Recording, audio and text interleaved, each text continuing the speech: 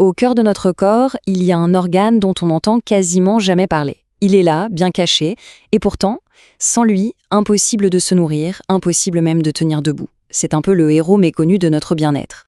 Alors, est-ce que son nom vous dit quelque chose? Ce champion silencieux, il travaille sans relâche, 24 heures sur 24, sans jamais se plaindre.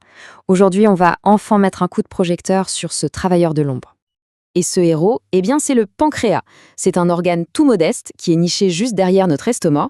Il est tellement discret qu'on en oublierait presque qu'il existe. Et vous savez quoi? C'est justement cette discrétion qui fait toute sa force. Il n'est pas sur le devant de la scène, c'est sûr, mais sans lui, toute la machinerie de notre corps s'arrêterait net. C'est un peu l'ingénieur en chef de notre métabolisme, en fait. Mais ce qui rend le pancréas vraiment incroyable, c'est qu'il ne gère pas une, mais bien deux missions vitales en même temps. Imaginez un super-héros avec deux super-pouvoirs complètement différents, mais tous les deux absolument cruciaux. D'un côté, il se comporte comme une usine digestive, en produisant les sucs qui vont décomposer tout ce qu'on mange. Et de l'autre, il se transforme en véritable chef d'orchestre hormonal pour réguler notre taux de sucre dans le sang, avec une précision d'horloger. Il a vraiment deux casquettes, ce héros. Ok, alors plongeons dans son premier super-pouvoir, la digestion. Le pancréas, il déploie une véritable équipe de choc d'enzymes. On a l'amylase qui s'attaque au sucre, la lipase qui démolit les graisses et les protéases qui s'occupent des protéines. Sans cette super équipe, la nourriture qu'on mange ne servirait à rien, aucune énergie. Son deuxième talent, c'est un vrai numéro d'équilibriste. D'un côté, l'insuline qui va ouvrir la porte de nos cellules pour y faire entrer le sucre, et donc l'énergie. De l'autre, le glucagon qui fait l'inverse, il va puiser dans nos réserves quand on manque d'énergie. C'est un balai hormonal constant, parfaitement orchestré pour qu'on reste en équilibre. Mais voilà, même les plus grands héros ont leurs faiblesses. Et que se passe-t-il quand notre gardien silencieux est lui-même mis en danger? Les menaces, elles, sont bien réelles. Et savoir les reconnaître, ça peut vraiment tout changer.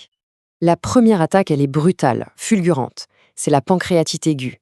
C'est une inflammation tellement soudaine et violente que tout le corps tire la sonnette d'alarme. Le message est très clair, danger immédiat. Les coupables les plus courants? Souvent, l'alcool ou des calculs biliaires. Et les symptômes, impossible de passer à côté. Une douleur atroce en haut du ventre, qui peut même irradier dans le dos, avec des nausées, de la fièvre, c'est une vraie alarme qui se déclenche dans le corps. Face à cette crise, on n'improvise pas. La seule réponse possible, c'est un protocole médical strict et urgent. Ça veut dire hospitalisation immédiate, mise au repos total de l'organe, et bien sûr, trouver la cause pour éteindre l'incendie à la source. Et il faut que ce soit très très clair, on ne sous-estime jamais cette situation. Essayer de gérer ça tout seul, c'est extrêmement dangereux. C'est une urgence médicale, point final. Et ça demande une prise en charge immédiate par des professionnels. Bon, passons maintenant à une menace plus sournoise, plus insidieuse. La pancréatite chronique. Là, l'inflammation n'est pas un grand feu soudain. C'est un feu qui couvre en permanence. Elle détruit l'organe petit à petit sur le long terme. La cause numéro 1, c'est souvent l'alcoolisme chronique.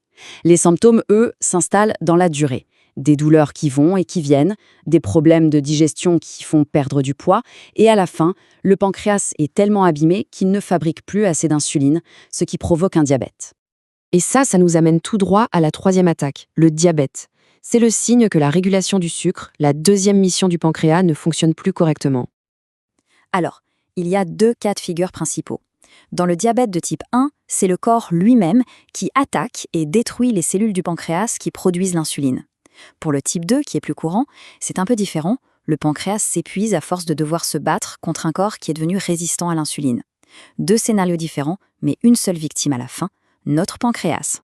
La quatrième et dernière attaque est sans doute la plus redoutable, le cancer du pancréas. C'est une maladie qui est d'autant plus grave que, à cause de la discrétion de l'organe, on la détecte souvent bien trop tard. On connaît bien les facteurs de risque, comme le tabac ou l'alcool. Le problème, c'est que les symptômes, comme la jaunisse ou une perte de poids soudaine et inexpliquée, ils n'apparaissent souvent que lorsque la maladie est déjà à un stade avancé. Et ça, évidemment, ça complique énormément le traitement.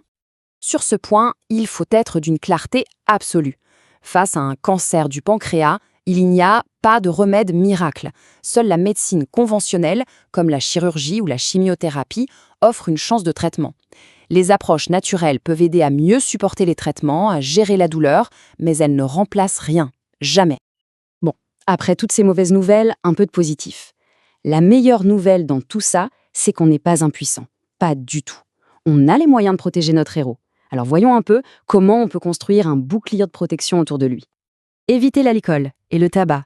Manger équilibré, garder un poids santé, bouger un peu tous les jours. Ça n'a rien de sorcier, on est d'accord? Et pourtant, chacune de ces habitudes, c'est comme une brique qu'on ajoute pour construire une véritable forteresse autour de notre pancréas.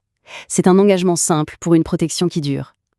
Maintenant, s'il n'y avait qu'une seule chose, une seule idée à retenir de toute cette présentation, ce serait la suivante. C'est vraiment le message le plus important. Et voilà, c'est la règle d'or. Face à un organe aussi complexe et vital que le pancréas, toute approche alternative doit rester ce qu'elle est, un soutien. Elle ne doit jamais, au grand jamais, remplacer un avis ou un traitement médical. Jouer à l'apprenti sorcier avec le pancréas, c'est un risque qu'il ne faut tout simplement jamais prendre. La seule voie sûre, c'est la consultation d'un médecin. Alors la question est posée. Maintenant qu'on comprend mieux son rôle, ses faiblesses et surtout comment le protéger, on n'est plus de simples spectateurs. On devient les gardiens actifs de notre propre santé. Alors prenons soin de ce héros silencieux.